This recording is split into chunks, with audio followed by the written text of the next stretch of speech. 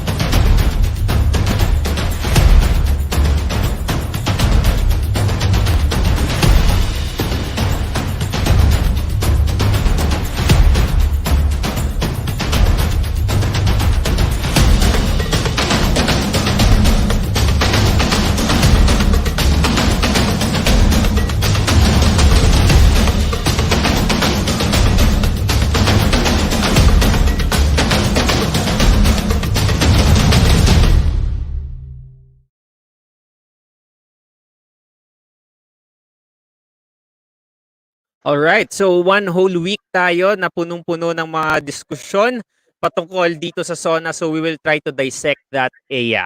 Okay? Yes, pero bago yan, Jules, as always, let us give our viewers some overview of the COVID-19 situation here in the Philippines. Kamusta ang ating numbers for today? Yes, dito lamang yan sa latest news.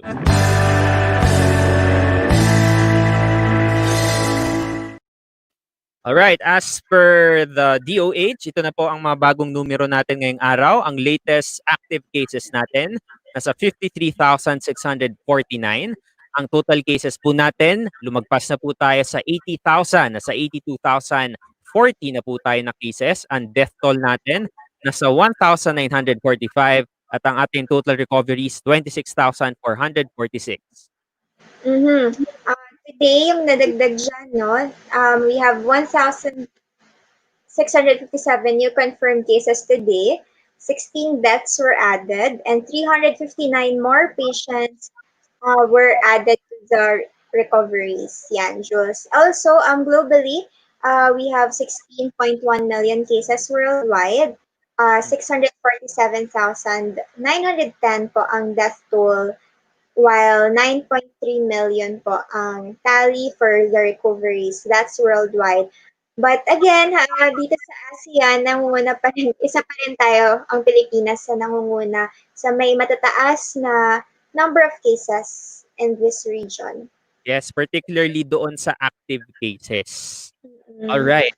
Okay, so syempre, everyday naman tayo nagbibigay ng mga updates patungkol sa COVID. Pero as we mentioned, today is a very big day because today, a while ago, a few hours ago, ay na-deliver na nga ang fifth State of the Nation address ni President Duterte. Yes, at least yan din ang pag-uusapan natin mamaya sa QuaranTHINK segment. Pero bago yan, Jules, meron pa tayong another update.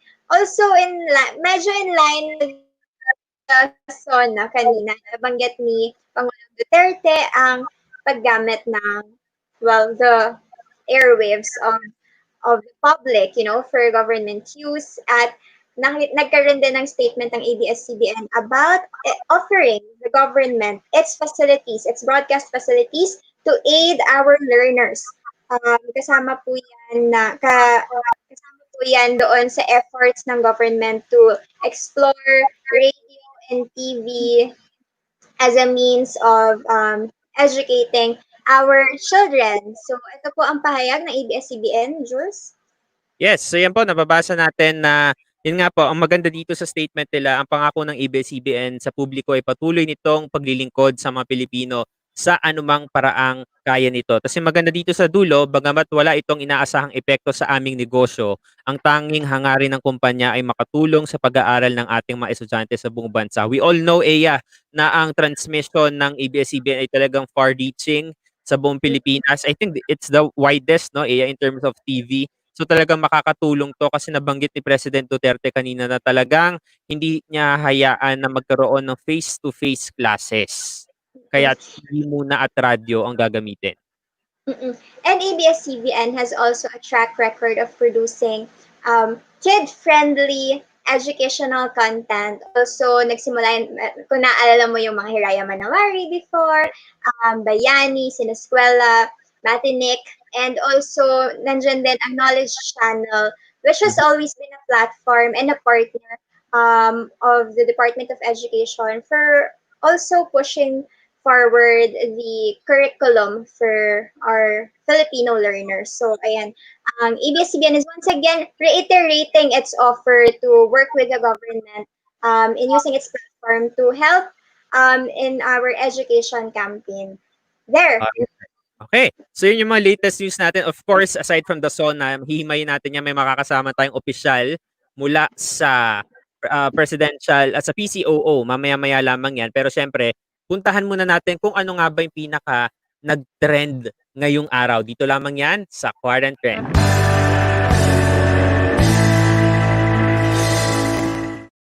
Okay, ang pinaka-trending po natin na hashtag today, well, aside from SONA, syempre itong hashtag SONAGKaisa. Okay, ito siya. So makikita nyo isang napakalaking rally na idinaos muli sa University Avenue, dyan yan sa may UP Diliman.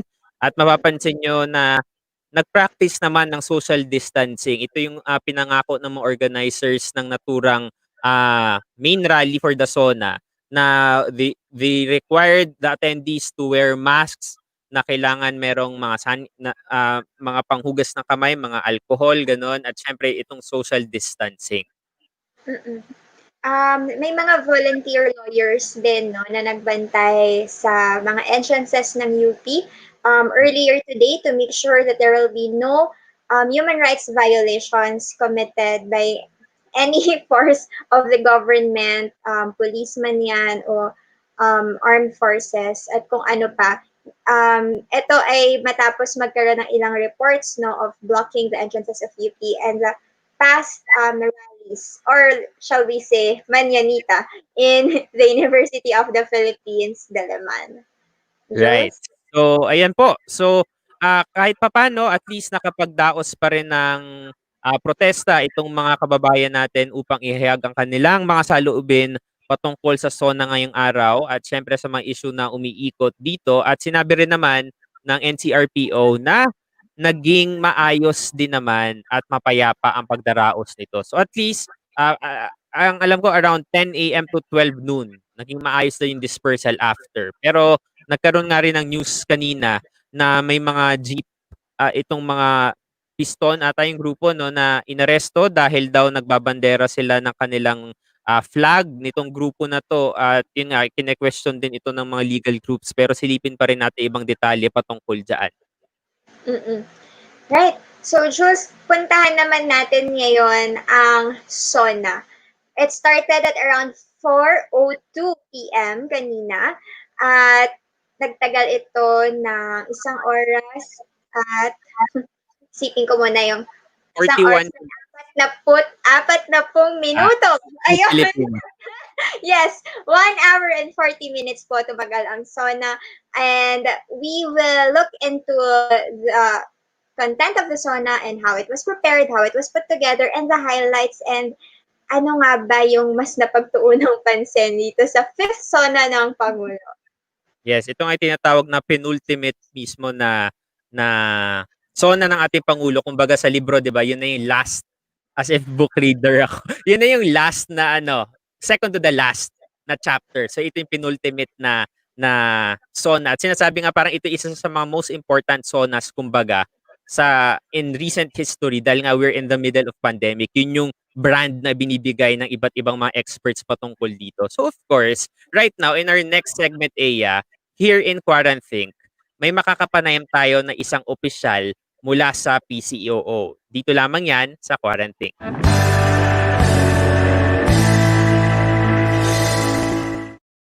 Alright, Aya. So via phone patch, sino bang ating makakapanayam? Yes, makasama po natin ang Assistant Secretary of the Presidential Communications Operations Office. We have ASec Marie Rafael. Do we have her Ay, on the line? Hi, Jules. Hi, Ea. okay, Aya, can you hear, ma'am? Yes, I can hear her. Hi Okay, po. ma'am, kamusta po kayo, ma'am? I'm okay, Jules. Okay naman po kami. At sana lahat po, at karamihan sa ating mga tagapakinig ngayon, tagapanood ngayon ay okay naman ang nararamdaman at hindi sila nag-aalala masyado. Opo. Okay, Aya, simulan na natin ang ating diskusyon, ma'am. Maraming salamat po sa pagbibigay ng inyong oras kasi syempre as someone from PCOO, kayo po yung pinaka unang pwedeng magpaliwanag din po dun sa mga nilalaman nitong SONA natin. But before the SONA itself, ma'am, 'di ba under this administration, first time po na nagkaroon ng mga pre-SONA. Ano nga po ba yung pinaka-hangarin nitong mga pre-SONA natin? Kasi mga pre-SONA natin, like SONA ng ating bago yung SONA ng ating Pangulo last year, ginawa na natin itong mga pre-SONA para sa mga iba't ibang ahensya ng executive branch. May economic cluster, meron naman dun sa human development cluster.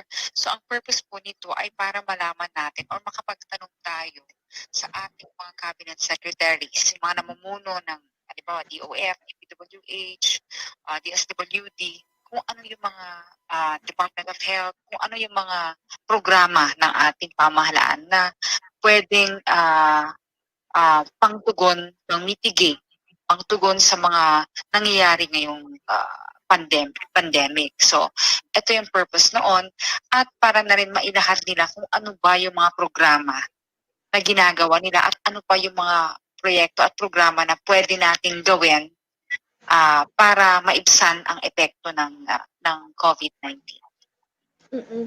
Yes, ASEC, the president opened his SONA with some sort of a blast against Senator Drilon and ABS-CBN. This pertains to the oligarchy na tinatawag ng Pangulo. What was the wisdom behind that poll? Only the president knows the wisdom behind why he mentioned Senator Drilon and the oligarchy and the like. And well, personally, this is a SONA. This is the president's SONA, so he says whatever he wants to say. And of course, since may mga episode kasi in the past days, during the past days na ang sabi nga ng Pangulo kanina, di ba? In the middle of all this na ang daming kahirapan, ang daming no government, no country, no nation is ready for this pandemic. And we're in the middle of all the, you have to juggle up everything. Government has to juggle up everything. And then andito na pinupolitika yung mga ganito, kung ano-anong bagay. So, personally, I know na the president waited also na masagot kung ano yung mga pinagsasabi ni Senator Drilon.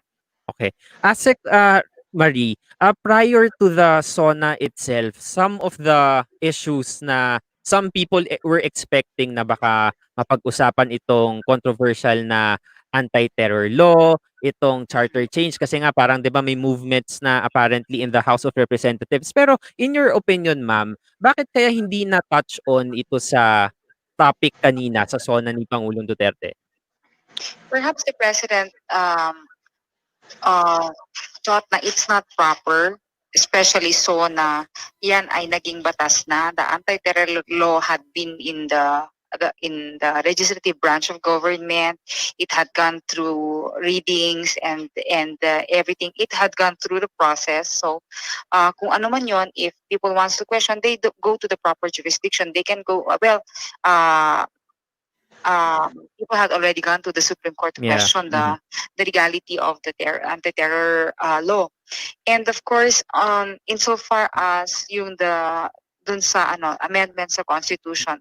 Perhaps in the middle of all this, na ang daming you worry about lives, and you worry about OFWs coming home, you worry about employment, hunger, and everything. You worry about the economy.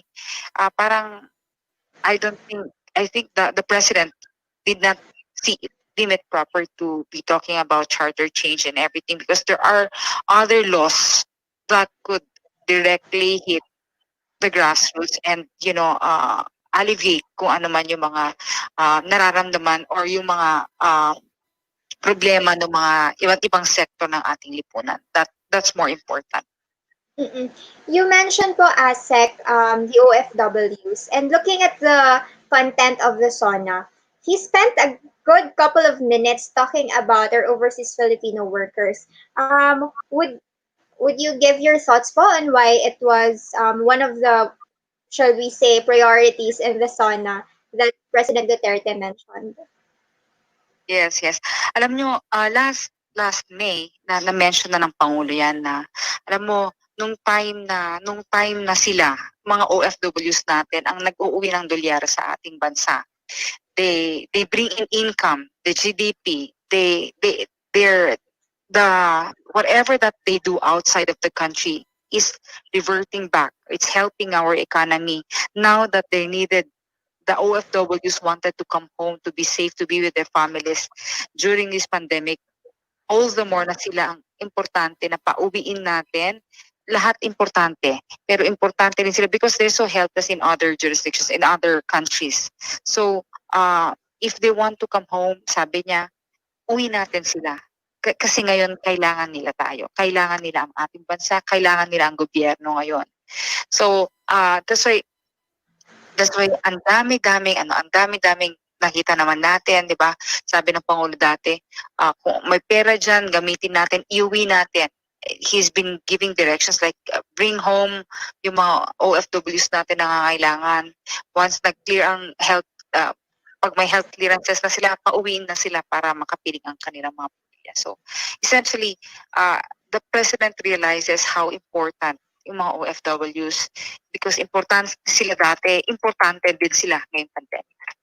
Alright. ASEC, Marie, of course, in line with the OFWs, nabanggit ni President Duterte yung paghimok niya sa Kongreso na aksyonan itong paglikha ng ahensya na tutugon directly sa mga OFWs natin. And kaugnay din po niya, marami po siyang nabanggit na creation ng iba't ibang mga bagong departments, mga offices, and some mentions po of several bills. So, within the next less than 2 years, do you think, ma'am, the time would suffice for these bills to move forward and these offices to be created? Yes, I am positive. We are positive because we've seen how our legislators work.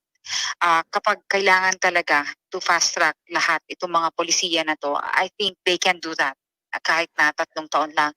Especially SONA, may mga committees naman yan, so they can tackle almost all that's needed in the committees before it goes to the process.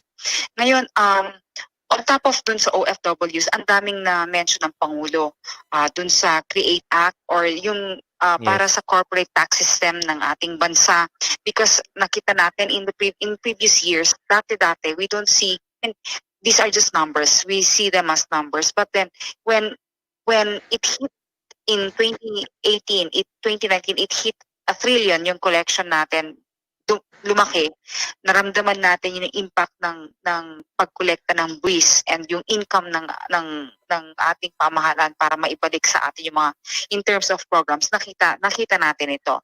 So the president wants that, and of course matagal na yung OFW department na kailangan natin yan kasi nakita natin ngayon hindi natatapos yung pag-repatriate natin ng mga OFWs hanggang ngayon, nag-uuwian pa rin, ganun kadami ang ating mga OFWs.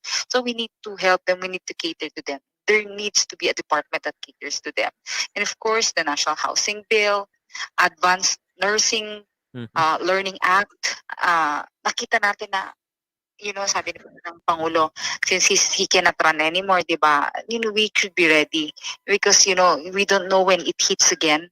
and it would be so difficult para sa ibang sa darating na henerasyon kung they are not ready to face challenges like this, the one that we're facing.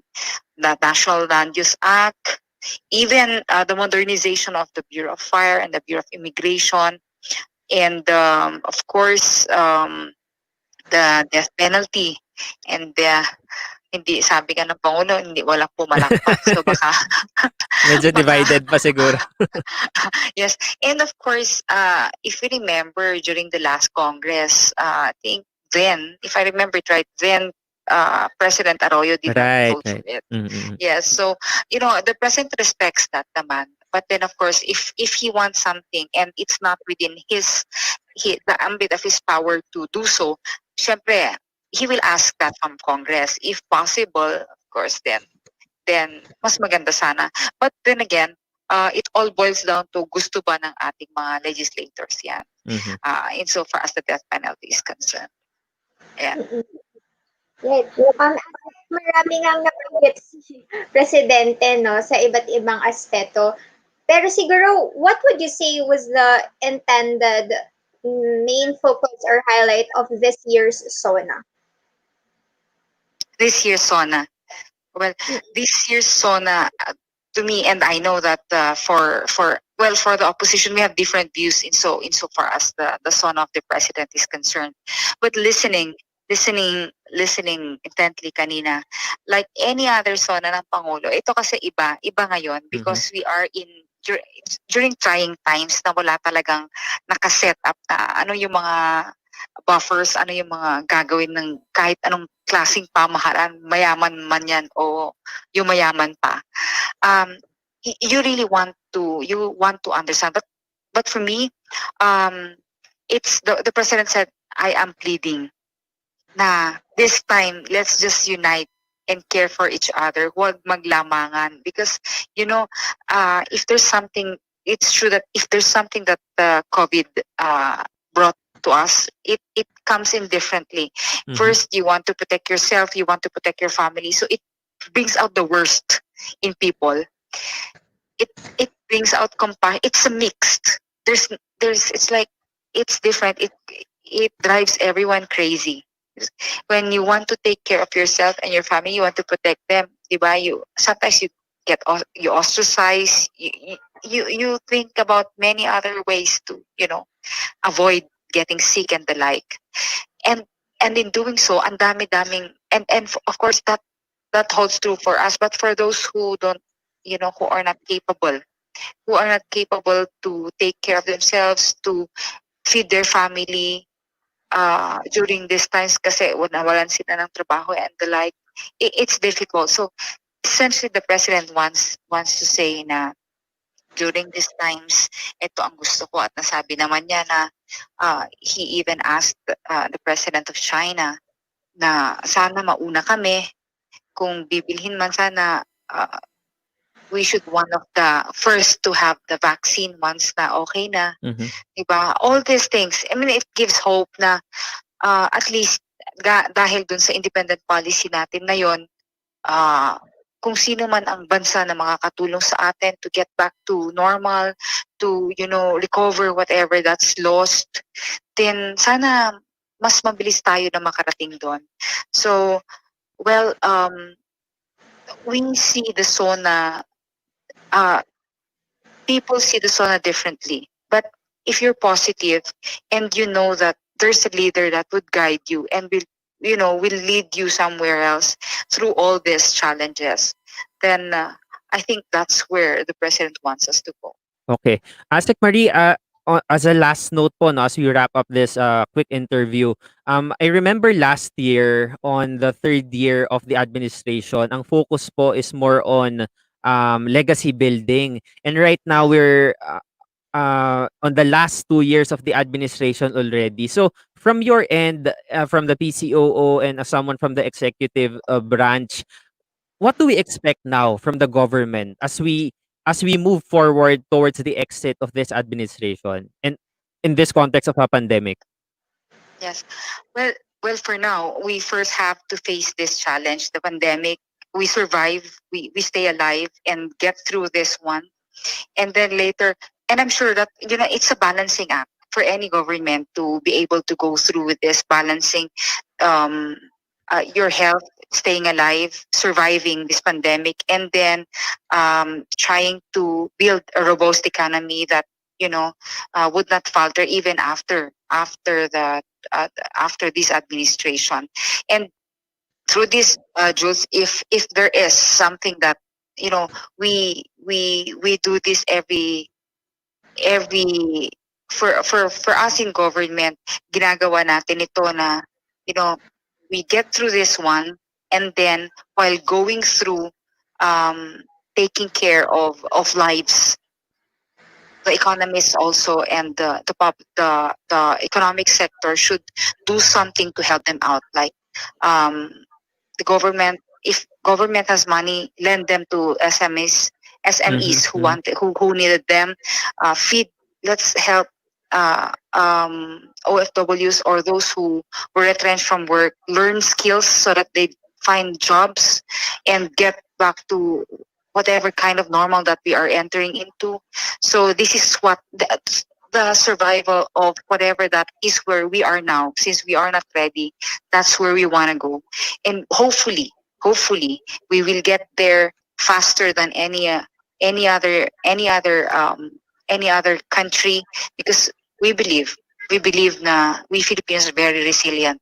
We take up with challenges, we obey, and through it all, nakikita naman natin mas malala pa na we did not expect na mga bansa kaysa sa sitwasyon natin. Although we don't want to compare, but it makes us so proud that somehow we thought that we could not get through this. We were so lost, and then we watch other countries, big countries at that, and they seem lost on how to go about with it. Alright.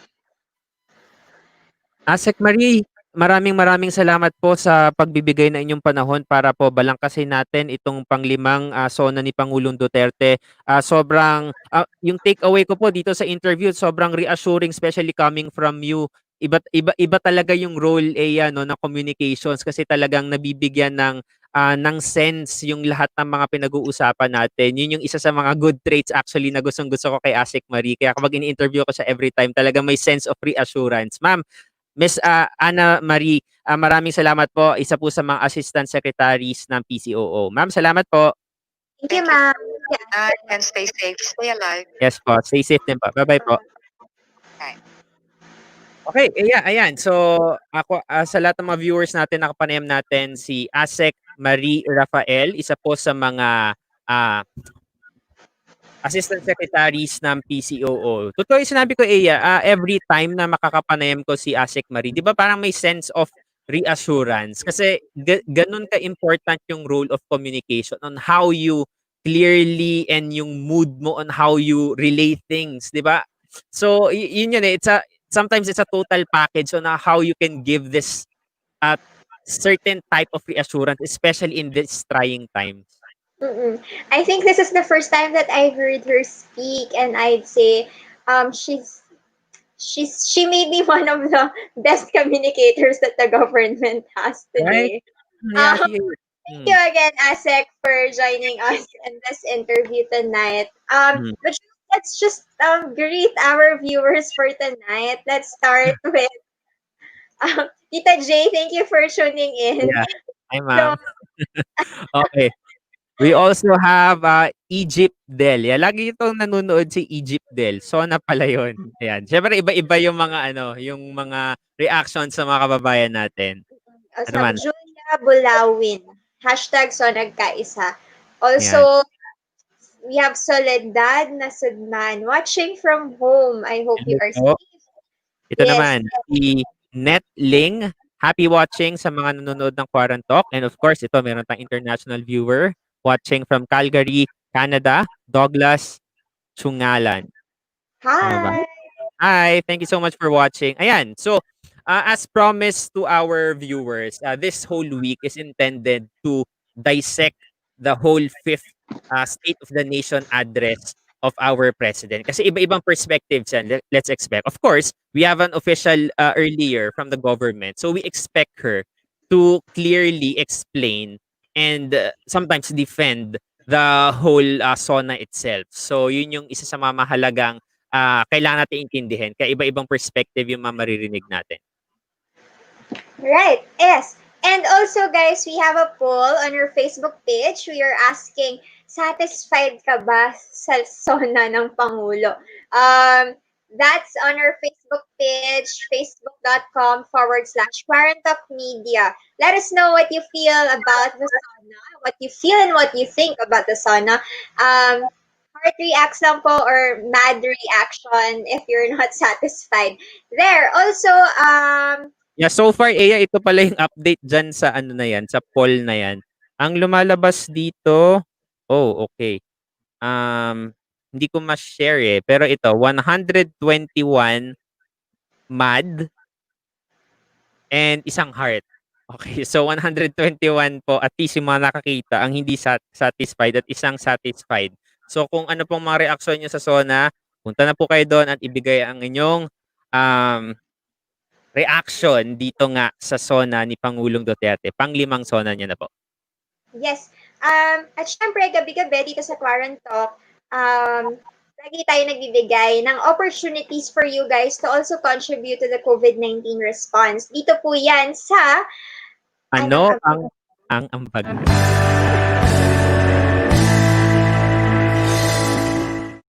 Mahirap talaga magsabay, Eya, kapag magkalayo eh, no? Pero anyway, ito po ang ambag natin na tonight. Ano ba to, Eya? Yes, this is the service project. This is a fundraising initiative for the benefit of persons deprived of liberty or PDLs. Ang aim po ng proyektong ito ay magbigay ng mga pangangailangan ng ating PDLs, yung mga necessities lang nila sa pang-araw-araw. This is a partnership between Make Sense Philippines and Philippine Jesuit Prison Service. And it aims to raise 50,000 pesos by end of July. If you are interested to help, please proceed to the Facebook page of the service project. Yan. And nandun din po yung mga paraan kung paano kayo pwedeng makapag-abot ng tulong sa the service project. And, yan. Okay. There. Sorry. Okay.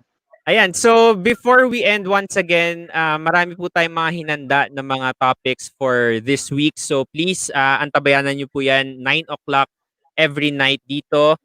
Of course, tomorrow is the main agenda. So they have, ang mga guests nila, different sectors. So yun yung analysis nila on SONA. And on QuaranTalk on Wednesday, pag-uusapan naman natin ang pagtatasa sa SONA. Kasama natin si Dr. Judy Tagiwalo, ang dating secretary ng DSWD under this administration. On Thursday, Eya, ano pag-uusapan natin? On Thursday, pag-uusapan natin ang Philippine-China relations. O, diba? Isang magandang highlight ng kanina. Oo, yes. Yung sa vaccine. Oh, ano nga sabi ni Pangulong Duterte? Sabi niya, inutil ako. At narinig na naman natin ang ganyang statement sa ating Pangulo. Alamin natin kung anong masasabi ng ating mga professors of history at iba't ibang experts sa international relations, international affairs. Malalaman natin yan sa Thursday kasama si Professor Guiang sa Throwback Kasaysayan. And on Friday, makakasama naman natin sa ating Partner Fridays ang isang grupo ng mga kabataan, the Millennials PH, will join us for the youth sector's reaction, response, analysis to the President's 5th SONA. There. Okay, Eya. So dyan po nagtatapos ang ating diskusyon ngayong gabi. Yes, so kita-kita ulit tayo dito sa daldalang walang curfew. Usapang hindi nala-lockdown, ito po ang QuaranTalk. Follow us on Twitter and Instagram. That's QuaranTalk Media, right? QuaranTalk Media on Facebook and QuaranTalk Media on YouTube also. So please subscribe and follow me on Twitter and Instagram at Jules Guiang. Yes, I'm on Twitter at @A_Antonio. I'm also on Instagram at @A_Antonio. There. Thank you guys for joining us tonight. Good night.